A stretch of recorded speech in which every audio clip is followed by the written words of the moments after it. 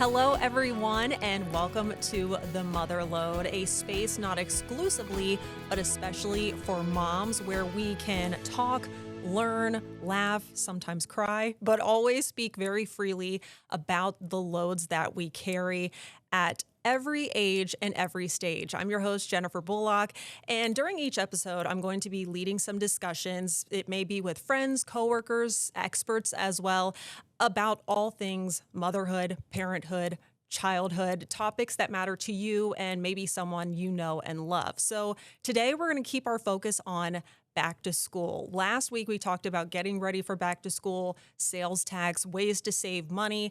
More Central Ohio districts are going back to school this week.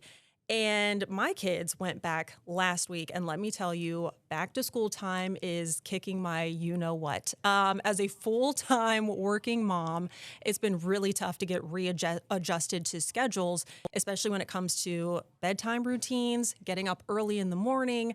I have to get myself up earlier so that I can get my kids up earlier. They go to two different schools, so there's just a lot of chaos in our home in the morning, but we make it work, right? We figure it out. Now, I'm not a strict parent when it comes to bedtime routines or bedtimes in general, but according to experts, I probably need to button it up just a little bit, okay? So I'm going to read you a little excerpt from an article that the Associated Press put out last week about back to school sleep schedules. So experts recommend setting earlier bedtimes starting a week or two before the first day of school. I did not do that, and I'm feeling all the effects of it. They're talking about gradually going back to bed about 15 minutes earlier each night as you lead up to that first day of school. So for those districts who still have a few extra days, tonight, start now. You should also avoid TV or screen time about 2 hours before bed, and then focus on some relaxing activities like reading a book. Maybe there's some breathing exercises, coloring, things like that. All very doable, right? But this next part, this is what really blew my mind. Listen to this. So the amount of sleep that kids need changes as they age. So preschoolers should get up to 13 hours of sleep. So we're talking 3 to 5-year-olds sleeping 13 hours a night. Tweens between 9 and 12 hours. And then teenagers do best with 8 to 10 hours of shut-eye. What? Okay, so I have an 8-year-old and a 5-year-old.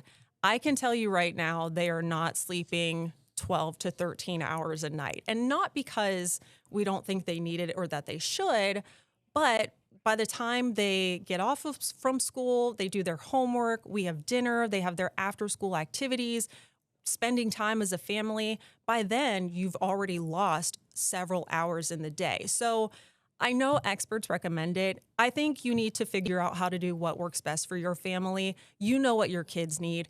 If my daughter sleeps too much, she wakes up and she is ready to go and she does not stop talking the rest of the day. And I know for her dad and I, that's just a little bit too much. So just try to work out whatever works best for your family. You know your kids. You can tell if they need more sleep, if they need less sleep, whatever that may be. But most importantly, they do need that family time. So make sure that you're able to work that in. And then I think, they need time to just be kids. Let them enjoy being kids. We put a lot of pressure on our kids with their activities and homework as it is. So make sure that they have that time set aside as well. That's just my 2 cents. Whatever works for you, works for you. Don't forget about that.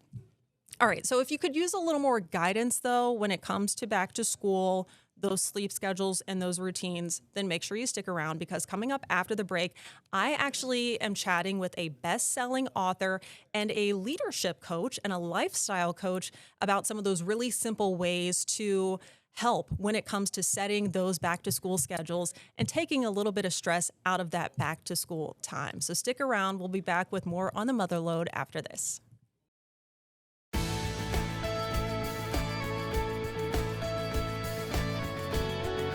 Laura, thank you so much for joining me. Thank you for having me, Jennifer. I'm really excited to talk about these important topics, especially with school starting so soon.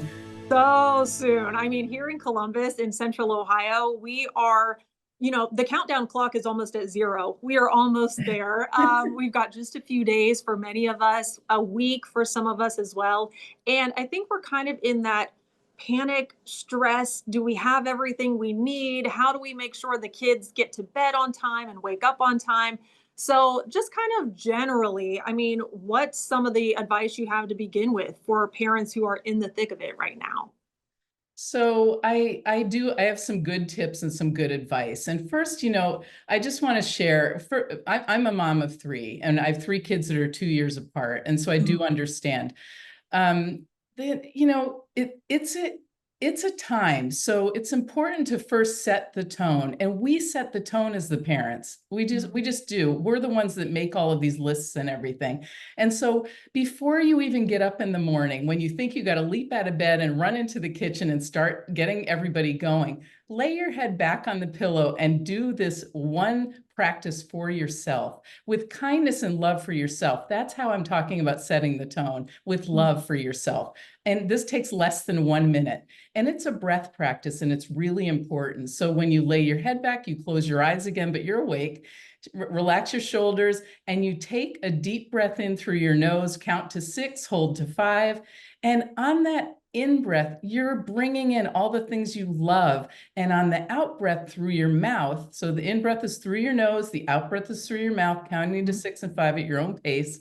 You're letting go of what no longer serves you or humanity. And when you do 3 breaths like that, before you get out of bed, you're already balancing and centering and calming your system so that you can get up and start your day. And trust me, it'll start off more calm. And then, yeah, I mean, a lot of people hear about breath work, but that's a simple, effective one. And there's a whole chapter of it in my book, Own Your Power Within, for a reason, because it matters and it really does help to change lives and situations. And the other is to offer your kids guided choices. So that's number 2. So really, not a lot. Guided means offer 2 choices. That you're going to be happy with, because you're the one making the lists and everything. So, Yeah. and what this does is, like, for example, we've got kids that are from grade school to high school. Do you want to wear the blue shirt tomorrow or the red shirt? And it starts the clothes conversation. Are you going to wear your sneakers, or you're going to wear those shoes tomorrow? It starts the car. So ease into these conversations now while you have a few days. And look, and for dinner, we're having spaghetti or sandwiches. Which one sounds good? And like, these are important. Food and clothes are an important conversation to have in the morning, so you're not stressed out about the end of the day. And then I think that'll be really helpful. And then lastly, third is have a heart-centered moment in the evening. And I love that, Laura, because, I've got 2 young kids. One is starting 3rd grade, the other is starting kindergarten, Okay. and they're at 2 different schools, 2 different start times. I work full time, so of course in my head I'm thinking, I got to set the alarm earlier. I got to make sure that I'm ready before I got to get the kids up and ready. And so I'm already turning those wheels. And it sounds like you're giving a little bit of advice for people to kind of come back to center from sun up to sundown. Some simple ways, and really nothing that costs any extra money at all. No, in fact, you can go to the dollar store, really, Yeah. Jennifer, and get a few things, get some stickers, new stickers, and the cardboard stuff, some pink paper or whatever, or red paper, and just keep it simple, like I said. And also taking a walk around the block at night, and just Mm, like doing that. It doesn't have to be an hour-long walk. It yeah. can be a walk around the block. And so just keeping it simple, keeping your own heart and kindness for yourself, and realizing it doesn't have to be perfect. This isn't about perfection. So, Absolutely. And one of the things I love, Laura, is that some of the conversations I've been having in this series are talking to real people. You may be an expert, providing advice, but you're a mom. You lay it out very simply. So let's just talk a little bit about how you got to this point of offering up this advice. I mean, clearly you've had some experiences yourself where you saw this need, right? Absolutely, absolutely. And so how this happened was I've always been a helper of people. I was the room mom, I was the brownie and troop Yeah. leader, everything. So I got to be a stay-at-home mom, but I also worked in corporate America. But Mm, anyway, I ended up being a leadership life coach and spiritual guide. And I combined the two because I started mostly working with young people that are going to college, and so many stressors and anxieties. And I was like, what is all of the stress and anxiety about? This is a mm, long time ago. So I started to really focus and learn different ways that we can like help ourselves energetically, by the way. Because look, the truth is we talk to our kids about our bodies, our physical mm, bodies, but we don't talk about our energetic body, which is within our physical system. It's a mm, part of us, but it's not something that we really talk about. If they fall and skin their knee, we got the Band-Aid. But if they've got a block in their stomach because they're so nervous to go into their first day of school, mm. we don't really, by and large, share those kinds of tips with our kids. So it's really, really important. So I've done a lot of work for a lot of years on this, and so I know what works. Mindfulness is another one, Jennifer. I mean, Mhm. it's a big word, but people just, it's kind of thrown around now. Like, what does it Yeah. really mean? What does mindfulness really, really mean? So it means that you respond rather than react. Mm. And that's, I think, fantastic, especially for parents of not just young kids, but at all stages, right? They're going to have different challenges or different things, different emotions might come up. And I think that that's a really healthy way to respond to it. Yeah, absolutely. And really just like having those frank conversations about your energy within Mhm. yourself. And like, because there's ways of soothing your energy. And if you know what they are, it works. You know, Absolutely. so if you can find a way, simple ways to help your energetic system to have the calm balance that it needs, that does set the tone.